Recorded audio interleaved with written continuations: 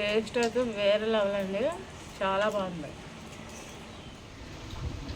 Hi అండి, ఈరోజైతే బయట వాతావరణం చాలా చల్లగా ఉంది, వర్షం పడుతుంది కదా. మిరగ బజ్జీలు అయితే వేసేసుకుందామా. మిరగ బజ్జీలు ఎలా వేయాలో చూసేద్దాం రండి.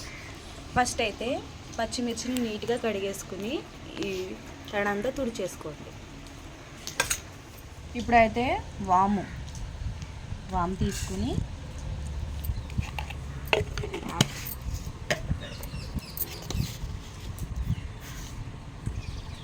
అలాగే సాల్ట్ వేసి కలుపుకోండి. ఇలాగ వాము ఉప్పు పెట్టుకుంటే మిరగాయలు స్పైసీ మిరగాయలు కదండి,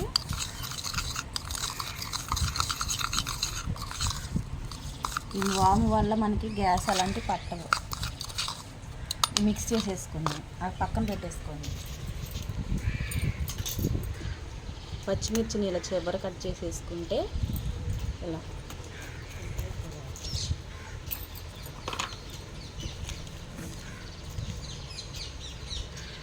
చూసారు కదా సీడ్స్ ఎలా ఉన్నాయో పచ్చిమిర్చి గింజలు.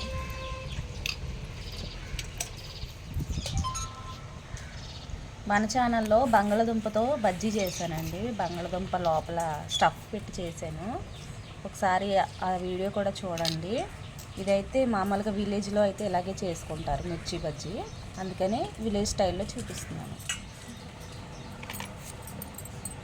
విలేజ్ స్టైల్లో బజ్జీలు ఎలా చేస్తారో అలా చూపిస్తున్నాను. విలేజ్లో అయితే ఇలాగే చేసుకుంటారు, లోపల వాము ఉప్పు పెట్టేసేసి తినేస్తారు, స్పైసీగా ఉంటుంది. ఇలాగా అన్నిటికి మనం వాము ఉప్పు పెట్టేసుకుంటాం.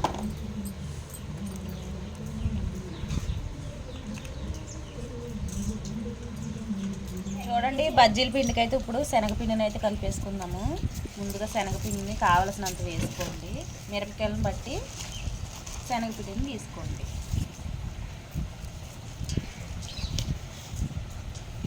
రుచికి సరిపడినంత ఉప్పు,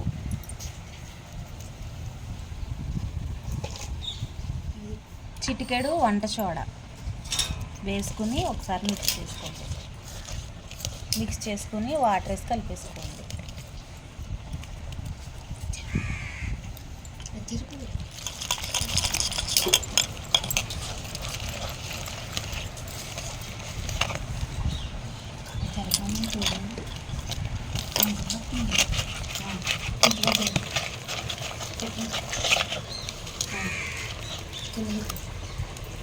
కలిపేసుకోవాలండి, ఇలా కలిపేసుకుని ఇలా ఉండాలి బజ్జీల పిండి. ఇప్పుడు బజ్జీలు వేసేసుకుందాం. ఉప్పు చెక్ చేసుకోండి, ఉప్పు సరిపోకపోతే వేసుకుని బజ్జీలు వేసేసుకోండి. స్టవ్ ఆన్ చేసుకుని కడాయి పెట్టేసుకుని ఆయిల్ పోసేసుకుందాం. బజ్జీలకి ఆయిల్ ఎక్కువ ఉండాలి.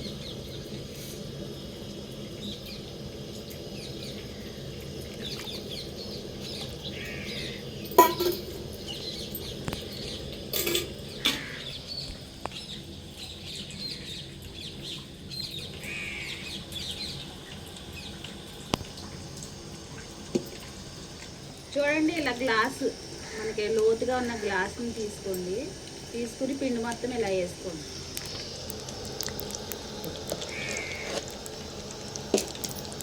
ఇలా ఇలా వేసుకుని ఆయిల్ హీట్ అయిపోయింది, బజ్జీలు వేసేసుకుందాం. పచ్చిమిరపకాయలు తీసుకుని మన చేతులు చాలా నీట్గా ఉంటాయండి, తిప్పి పాలు అయిపోతాయి. చూడండి, ఇలా పచ్చిమిర్చిని తీసుకుని ఇందులో ఇలా ముంచుకుని జస్ట్ అలా వేసుకోండి. చాలా ఈజీ, మిరగ బజ్జీలు వేయడం రాని వాళ్ళు కూడా వేసేయచ్చు. ఇది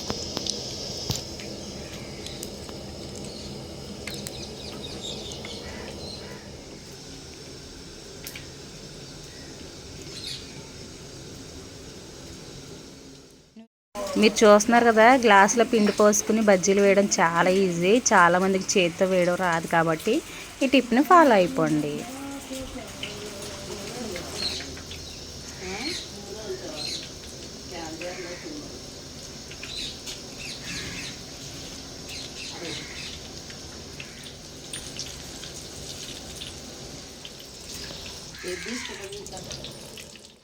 బజ్జీలు అయితే వేగిపోనియండి, తీసేసుకున్నాము. మనం బజ్జీలు వేసినప్పుడు హై ఫ్లేమ్లో కాకుండా లో టు మీడియం ఫ్లేమ్లో పెట్టుకుని వేయించుకోండి.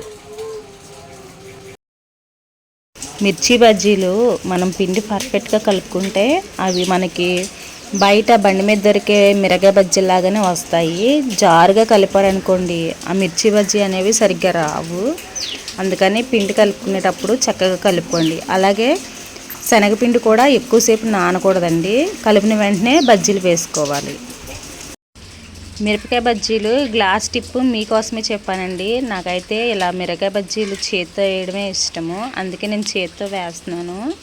అలవాటు ఉంది కాబట్టి. అలవాటు లేని వాళ్ళు గ్లాస్ టిప్ ఉపయోగించుకోండి.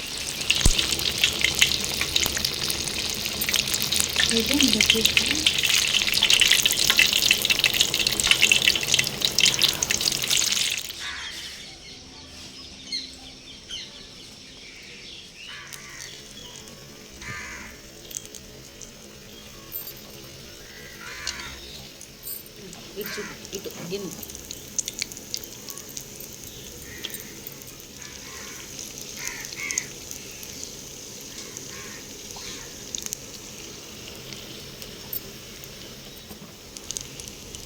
చూడండి,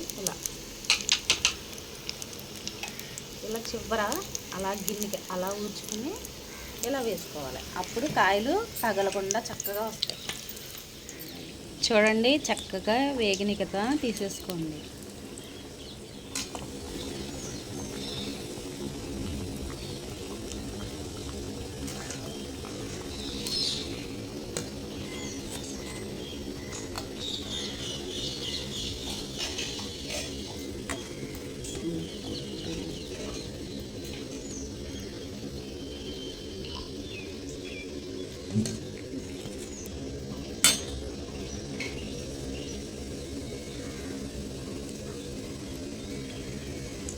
బజ్జీలు అయితే రెడీ అయిపోయాయండి. ఇప్పుడు ఇందులో మనము ఉల్లిపాయ నిమ్మకాయ పిండి వేసుకొని తినేద్దాం.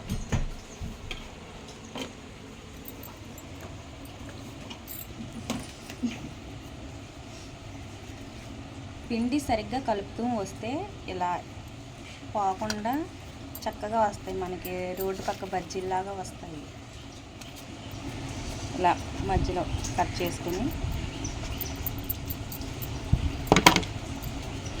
చూడండి లోపల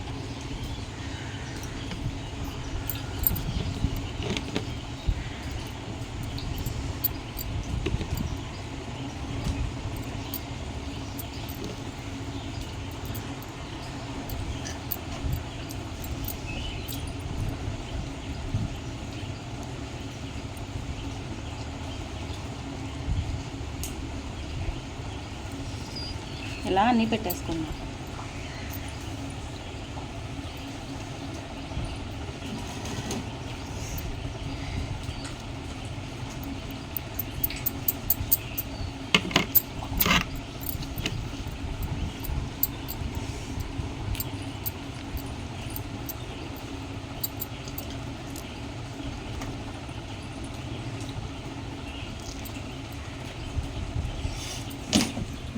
చూడండి, ఇలాగా ఉల్లిపాయ ముక్కలు పెట్టుకున్నాం కదా. ఇప్పుడైతే టేస్ట్ చూసేద్దాము. చూడండి,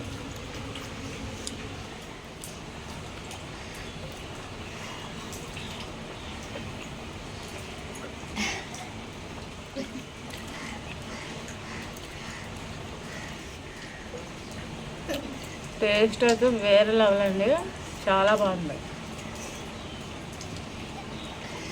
2 బజ్జీలు తిని చక్కగా టీ తాగితే సూపర్, కడుపు నిండిపోతుంది.